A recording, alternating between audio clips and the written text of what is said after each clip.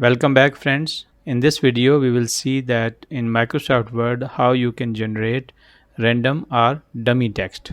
So let's start. So here I have opened the Microsoft Word.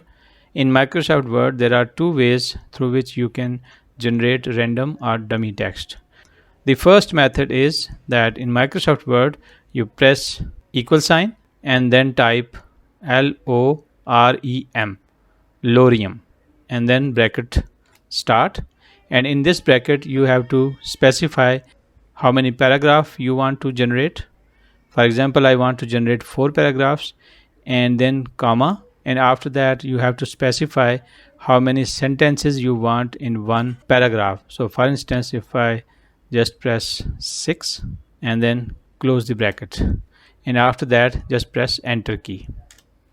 Now you can see that Microsoft Word has generated the random or dummy text, which has actually 4 paragraphs: 1, 2, 3, and 4. And in each paragraph, you can see that there are 6 sentences. One sentence, second, then we have third, then this one is the fourth, and this is fifth, and this is sixth sentence.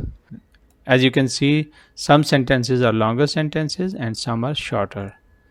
So this was the first method that through which you can generate dummy text of your choice. Now I will demonstrate the second method. So I'm going to delete this text. And the second method is that you press the equal sign and then type rand.